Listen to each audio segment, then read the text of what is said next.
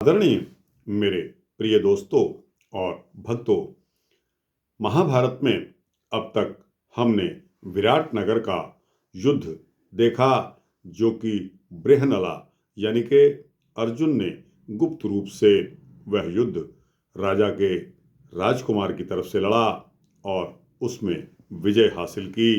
दोस्तों, अब अर्जुन के पुत्र अभिमन्यु का उत्तरा से विवाह का वृतांत सामने आता है।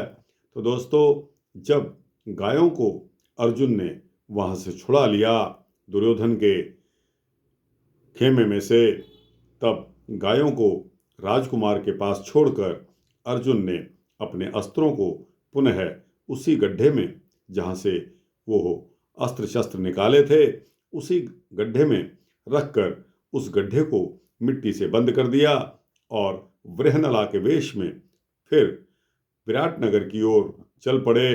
उन्होंने राजकुमार उत्तर से विजय की सूचना भिजवाने के लिए कह दिया। अतः जब राजा विराट को विजय की सूचना मिली तो राजा विराट अत्यंत प्रसन्न हुए और उन्होंने युधिष्ठिर से, यानी कि जो कनक बना हुआ था, उससे शतरंज खेलने की अपनी इच्छा व्यक्त की।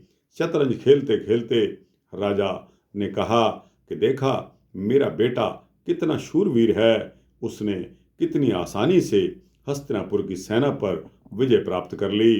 तब कनक यानी कि युधिष्ठिर ने सहजता से उत्तर दिया कि हे राजन, राजकुमार की जीत तो निश्चित ही थी। क्यों? क्योंकि उसका सारथी बृहनला था। कनक का इस तरह का दुस्साहस देखकर राजा विराट नगर के नरेश क्रोधित हो उठे और शतरंज के पांसे उन्होंने उठाकर कनक के मुंह पर दे मारे। वह बोला कि नीच ब्राह्मण, एक किन्नर से मेरे बेटे राजकुमार की बराबरी करता है। मेरा बेटा कौरवों से इसलिए जीत सका कि एक किन्नर उसका सारथी बना था। अचानक जोर से पांसे लगने के कारण युधिष्ठिर के चेहरे से खून बहने लगा। वे अपना चेहरा साफ करते कि उससे पहले ही वहां राजकुमार उत्तर आ पहुंचा। दोस्तों, उसने कनक के चेहरे से जब खून निकलते हुए देखा तो अचंभित होकर पूछा कि अरे, ब्राह्मण देव को घायल करने की कुचेष्टा किसने की? तब राजा बोले कि मैंने, क्योंकि इसने एक किन्नर से तुम्हारी तुलना की थी, जो मुझसे सहन नहीं हुआ।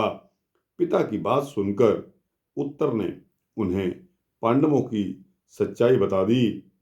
तब राजा विराट ने युधिष्ठिर से क्षमा याचना की और पांडवों को सम्मानित करते हुए कहा कि आप लोगों ने हम पर जो उपकार किया है, उसका प्रतिफल हम चुकाने में असमर्थ हैं।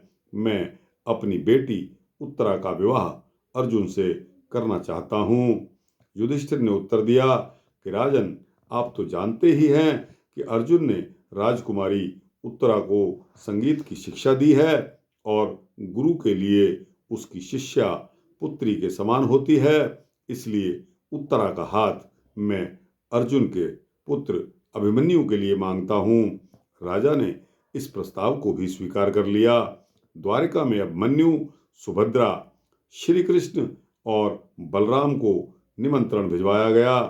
पांचाल नरेश द्रुपद और उसके बेटे धृष्टद्युम्न को भी उत्तरा और अभिमन्यु के विवाह का शुभ समाचार भेज दिया गया और उन्हें इस शुभ अवसर पर सम्मिलित होने का न्योता भी दिया।